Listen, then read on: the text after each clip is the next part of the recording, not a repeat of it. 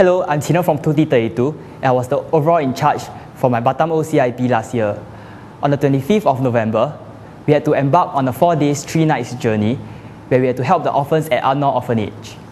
After a recce trip to Batam a few weeks earlier, we noticed that the boys' dormitory was very run down and may not be able to provide a safe shelter during the monsoon season.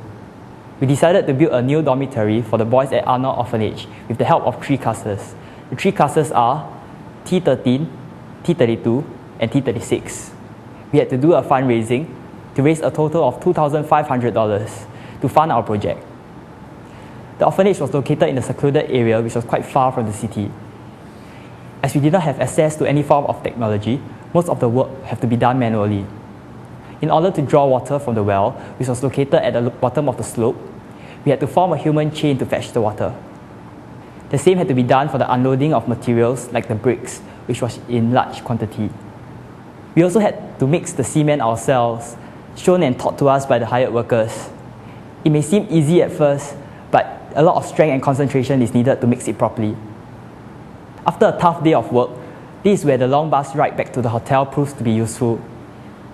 Then comes the most challenging part of the trip. We are all given a reflection booklet which we are supposed to fill up at the end of the day. We are given 1 hour after our meals to fill it up.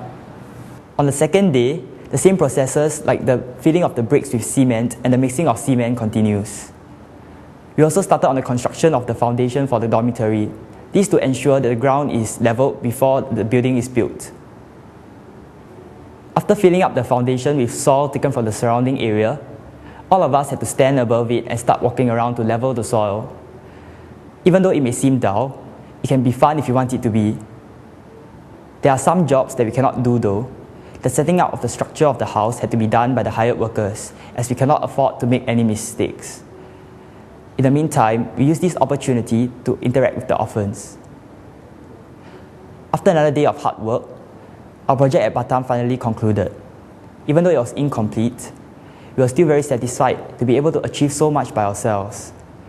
Luckily, there was another class that is coming over to help touch up on this project and help us complete it. This is the last picture taken at the site. The picture consists of the 3 classes involved, the teachers in charge, the orphans, as well as the local guides and hired workers.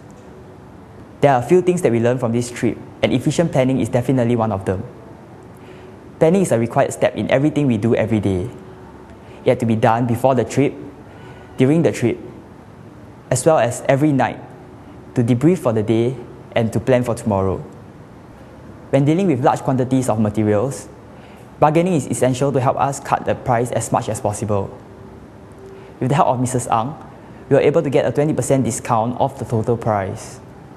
Like all other group activities, we learned to work together as a team as everything we do required lots of manpower. Only with teamwork and cooperation were we able to complete everything fast and efficiently. Naturally, when there's teamwork, there is friendship. After going through all the hard work together, not only did we bond within our classes, we also made friends from other classes as well as with the orphans who were initially very quiet and unfriendly but gradually opened up. Lastly is the memories that we made there. Even though the footprints we left there were washed away by the rain, it's undeniable that we were there to help the orphans, as classmates, as friends, and as the school. We, the participants of this Batam OCIP, urge you all to choose Batam as your OCIP destination. This is because there are still many orphanages out there which will require our help.